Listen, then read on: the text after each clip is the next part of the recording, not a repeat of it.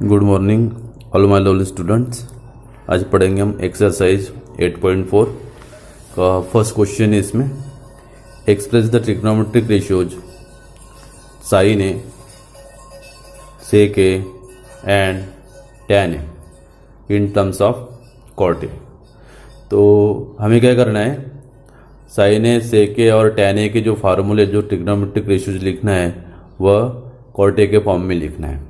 तो जिस फॉर्म में लिखना है, किस टर्म में लिखना है, मैंने साइन ए का फार्मूला लिखेंगे तो उसमें कॉट आना चाहिए, सेक का फार्मूला लिखेंगे उसमें कॉट आना चाहिए, टैन का फार्मूला लिखेंगे उसमें कॉट आना चाहिए। तो देखो, जिस टर्म में लिखना रहेगा आपको, जैसे कॉट ए के टर्म में लिखना है तो इसे एक्स मान लो आप, जिसे हम एक्स अपॉन 1 लिख सकते हैं। अब कॉट का फार्मूला होता है बेस अपॉन परपेंडिकुलर, तो बेस एक्स हो जाएगा और परपेंडिकुलर 1 होगा। अब हमें साइन, सेक और टैन, तो साइन का फार्मूला परपेंडिकुलर अपॉन हाइपोटेनस होता है, सेक का हाइपोटेनस अपॉन बेस होता है। तो ये फार्मूले मालूम करने के लिए हमें हाइपोटेनस की आवश्यकता पड़ती है, इसलिए हम पाइथागोरस थ्योरम से हाइपोटेनस मालूम करेंगे। तो पाइथागोरस थ्योरम क्या है? हाइपोटेनस का square is equal to perpendicular का स्क्वायर प्लस बेस का स्क्वायर। तो हाइपोटेनस का square is equal to perpendicular का स्क्वायर माने 1 का स्क्वायर, बेस का स्क्वायर माने एक्स स्क्वायर। तो हाइपोटेनस का स्क्वायर इज इक्वल टू 1 का स्क्वायर कितना हो गया? 1 हो गया, प्लस एक्स स्क्वायर। तो हाइपोटेनस इज इक्वल टू कितना, स्क्वायर को हटा देंगे हम तो इसे रूट में लिखेंगे हम, तो root of 1 plus x square, ये हो गया हाइपोटेनस। अब हम क्या करेंगे, जिसके ट्रिग्नोमेट्रिक रेशियो के फार्मूले लिखना है हमें, साइन ए, सेक ए और टैन ए, इसके फार्मूले लिखना है हमें कॉट ए के फॉर्म में। तो साइन का फार्मूला लिखना है, तो साइन का फार्मूला क्या होता है? परपेंडिकुलर अपॉन हाइपोटेनस, ये बताया था मैंने आपको, परपेंडिकुलर अपॉन हाइपोटेनस। तो परपेंडिकुलर कितना है? 1, हाइपोटेनस कितना है? Root of 1 plus x square. तो यहाँ एक्स की वैल्यू पुटअप करते चलो, 1 अपॉन में रूट ऑफ 1 प्लस एक्स की वैल्यू क्या है? एक्स की वैल्यू, एक्स किसे माना है हमने? कॉट को माना है, तो एक्स के स्थान पर क्या लिखेंगे हम? कॉट, और स्क्वायर है तो स्क्वायर ही ने। साइन ए का फार्मूला हो गया 1 अपॉन में root of 1 plus cot square A. उसके बाद सेकंड फार्मूला में सेक ए, सेक ए का फार्मूला लिखना है कॉट ए के टर्म में। तो सेक ए का फार्मूला होता है ये सेक हाइपोटेनस अपॉन बेस। तो हाइपोटेनस अपॉन बेस, तो हाइपोटेनस हमने मालूम किया कितना? Root of 1 plus x square upon में बेस, बेस कितना है? एक्स है। तो hypotenuse root of 1 plus x square, base है एक्स, तो एक्स की वैल्यू पुटअप करेंगे हम। तो एक्स की वैल्यू क्या है? एक्स किसे माना है हमने? कॉट को माना है, एक्स के स्थान पर कॉट लिखते जाएंगे, स्क्वायर है तो कॉट स्क्वायर लिखेंगे, तो 1 प्लस कॉट स्क्वायर ए अपॉन में एक्स, एक्स माने कॉट है। उसके बाद थर्ड फार्मूला है लिखना है आपको, टैन ए का फार्मूला लिखना है कॉट के टर्म में। तो टैन माने क्या होता है? परपेंडिकुलर अपॉन बेस, टैन का फार्मूला था परपेंडिकुलर अपॉन बेस। तो परपेंडिकुलर क्या है? 1 है, और बेस क्या है? एक्स है, और एक्स किसे माना है हमने? जिस टर्म में लिखना पड़ता है, कॉट ए के टर्म में लिखना है हमें, तो एक्स को हमने, एक्स जो माना है वह कॉट ए को माना है, तो एक्स के स्थान पर क्या लिखा हमने? कॉट ए लिखा है। तो ये था आपका फर्स्ट क्वेश्चन। सेकंड क्वेश्चन है, write all trigonometric ratios of angle A in terms of sec A. इसके पहले मैंने कॉट ए के टर्म में लिखे थे फार्मूले, अब लिखेंगे हम सेक ए के टर्म में पूरे फार्मूले लिखेंगे, ट्रिग्नोमेट्रिक रेशियो के फार्मूले लिखेंगे। तो जिस टर्म में लिखना होता है, जैसे सेक ए के टर्म में लिखना है, तो हम सेक ए को क्या मान लेंगे? एक्स मान लेंगे, एक्स मान लिया हमने इसे।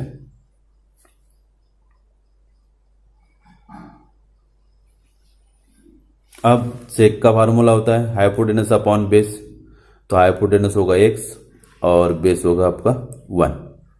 तो पाइथागोरस थ्योरम से, तो पाइथागोरस थ्योरम अब क्या, क्योंकि बाकी ट्रिग्नोमेट्रिक रेशियो फाइंड करने के लिए इसमें परपेंडिकुलर नहीं दिया है, तो परपेंडिकुलर आपको मालूम करना है। तो परपेंडिकुलर क्या है, कैसे मालूम करेंगे हम परपेंडिकुलर? पाइथागोरस थ्योरम से। तो पाइथागोरस थ्योरम से मालूम करेंगे। तो पाइथागोरस थ्योरम क्या होता है? पाइथागोरस थ्योरम, हाइपोटेनस का square is equal to perpendicular का स्क्वायर प्लस बेस का स्क्वायर। तो हाइपोटेनस कितना है? एक्स, एक्स का स्क्वायर। परपेंडिकुलर मालूम करना है, तो जैसे कि वैसे लिखेंगे परपेंडिकुलर का स्क्वायर प्लस बेस का स्क्वायर, बेस का स्क्वायर माने 1 का square. X square is equal to perpendicular का स्क्वायर और 1 का स्क्वायर कितना? 1। तो हमें परपेंडिकुलर का स्क्वायर मालूम करना है, तो ये एक्स स्क्वायर 1 का ट्रांसफर करेंगे, -1 होगा। परपेंडिकुलर का स्क्वायर इज इक्वल टू कितना? एक्स स्क्वायर और ये -1। तो परपेंडिकुलर कितना होगा? स्क्वायर को हटा देंगे हम, रूट ऑफ एक्स स्क्वायर -1। तो अब हमारे पास परपेंडिकुलर भी है, हाइपोटेनस भी है, बेस भी है। तब सभी फार्मूले लिखेंगे हम। जैसे साइन ए फर्स्ट, तो साइन ए माने क्या होता है? Perpendicular upon hypotenuse. परपेंडिकुलर मालूम किया हमने, रूट ऑफ एक्स स्क्वायर -1 और हाइपोटेनस है एक्स। तो यह एक्स माने किसे माना था हमने? जिस टर्म में लिखना है आपको, सेक ए के टर्म में लिखना है। तो एक्स स्क्वायर माने sec square -1 root of upon में एक्स, एक्स माने सेक ए। तो ये हो गया आपका साइन का फार्मूला सेक ए के टर्म में। सेकंड फार्मूला है कॉस ए। तो कॉस का फार्मूला होता है बेस अपॉन हाइपोटेनस। तो कॉस का formula base upon hypotenuse, base कितना है? 1 है, हाइपोटेनस कितना? एक्स है।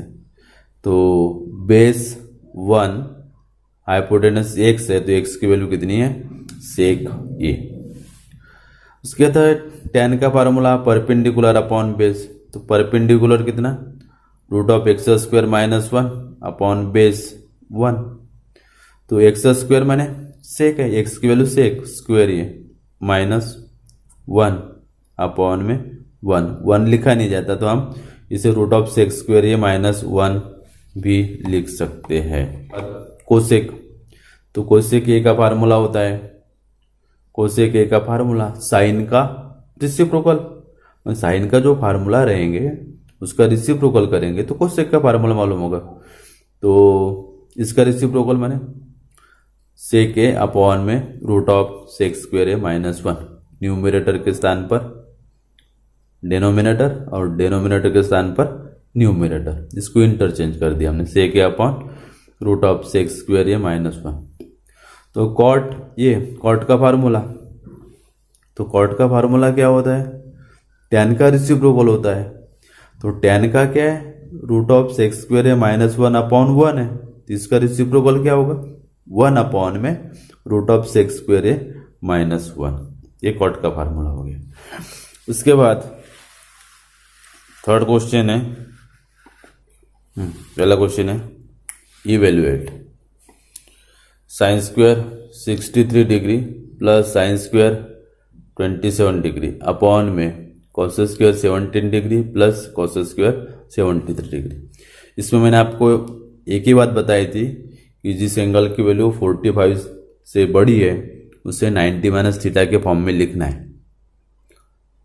आप जिसकी वैल्यू 45 से छोटी उसे भी लिख सकते हैं, लेकिन कोई एक बेस मानकर चले हम, तो जिसकी वैल्यू, जिस एंगल की वैल्यू 45 डिग्री से बड़ी दी है उसी को हम 90 - थीटा के फॉर्म में लिखेंगे। तो जैसे इसकी वैल्यू आपको मालूम करना है, sine square 63 degree plus sine square 27 degree upon में cos square 17 degree plus cos square 73 degree.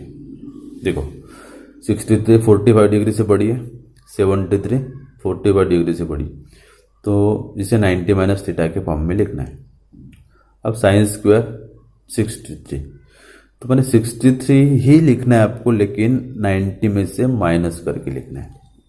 तो 90 में से माइनस करके लिखना है। तो क्या माइनस करने पर 63 आएगा 90 में से? तो क्या करना है, इस 63 का कॉम्प्लीमेंट्री एंगल आपको फाइंड करना है। तो हम छोटी क्लास में पढ़े कॉम्प्लीमेंट्री एंगल, जिन दो एंगल का सम 90 डिग्री होता है उसे हम कॉम्प्लीमेंट्री एंगल कहते हैं। तो 63 का कॉम्प्लीमेंट्री एंगल फाइंड करना है तो क्या करते हैं हम, 90 में से इस 63 को माइनस करते हैं।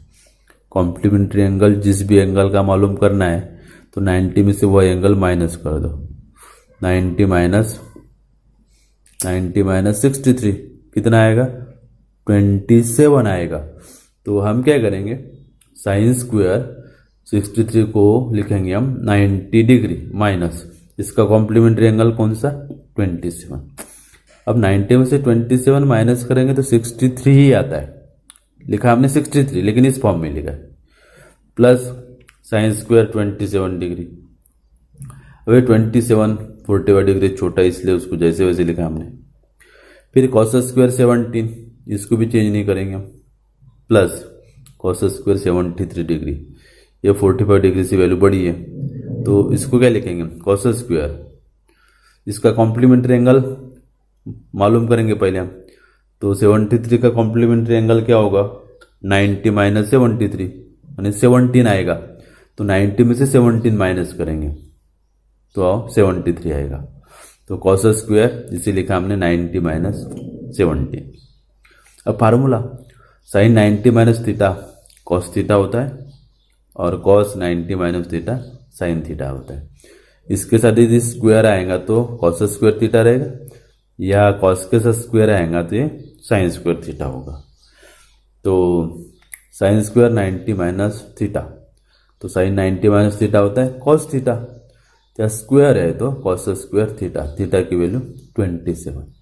इसी प्रकार इसमें cos 90 minus theta, cos 90 minus theta क्या होता है, साइन थीटा होता है। थीटा के स्थान पर आया क्या, 17 है तो साइन थीटा। तो साइन थीटा माने स्क्वायर है तो स्क्वायर साइन स्क्वायर 17। उसके बाद एक आइडेंटिटी पढ़े थे हम, फर्स्ट आइडेंटिटी पढ़े थे कि sine square theta plus cos square theta is equal to कितना, 1 होता है। एंगल की वैल्यू कोई भी रहे, sign square 27 degree plus cos square 27 degree, इसकी वैल्यू 1 आएगी इस आइडेंटिटी से। Sine square 17 degree plus cos square 17 degree, जिसकी वैल्यू कितनी, 1 आएगी। 1/1 कितना होगा, 1 होगा। तो यह आपका क्वेश्चन थर्ड का फर्स्ट क्वेश्चन था। उसके बाद क्वेश्चन थर्ड का सेकंड क्वेश्चन है, sine 25 degree into cos 65 degree plus cos 25 degree into sine 65 degree. तो इसमें क्या करना है आपको, इसकी भी वैल्यू आपको फाइंड करना है। तो वैसे जैसे मैंने इसके पहले बताया था, जो 45 डिग्री से बड़े एंगल है ना उसको चेंज करो आप। तो बाकी को जैसे वैसे, जैसे sine 25 degree into cos 65 degree, तो कॉस 65 को कैसे लिखेंगे हम, जब 65 का कॉम्प्लीमेंट्री एंगल मालूम करेंगे तो कैसे, 90 में से माइनस करेंगे इसको हम 65 को। तो 90 में से 65 को माइनस करेंगे तो कितना आएगा, 25 आएगा। माने 90 माइनस 25 लिखेंगे 65 को। तो 90 माइनस 65 को लिखेंगे हम 90 माइनस 25, इसको जैसे वैसे लिखेंगे। अब ये 65 है, इससे भी लिखेंगे हम 90 माइनस 25। 90 माइनस 25 कितना, 65। लिखना यही एंगल है आपको, लेकिन 90 में से माइनस करने पर यह आना चाहिए। तो अब साइन 25 डिग्री या formula cos 90 minus theta sine theta, theta की value 25, cos 25 degree sine 90 minus theta 25 degree. तो साइन 90 माइनस थीटा माने cos theta, cos 25, sine 25 into sine 25, तो sine square 25 degree, cos 25 into cos 25 तो cos square 25 degree. First identity आपको मालूम है, sine square theta plus cos square theta is equal to कितना, 1। तो यह आइडेंटिटी आएगी, sine square theta plus cos square theta is equal to कितना, 1 आएगा। ये आइडेंटिटी आपको डेली मैक्सिमम पूछी जाती है एग्जाम में, मैचिंग में पूछी जाती है, नहीं तो अदर क्वेश्चन को सॉल्व करने में इस आइडेंटिटी का यूज होता है, ध्यान रखना है आपको। ये था क्वेश्चन नंबर 3। ओके।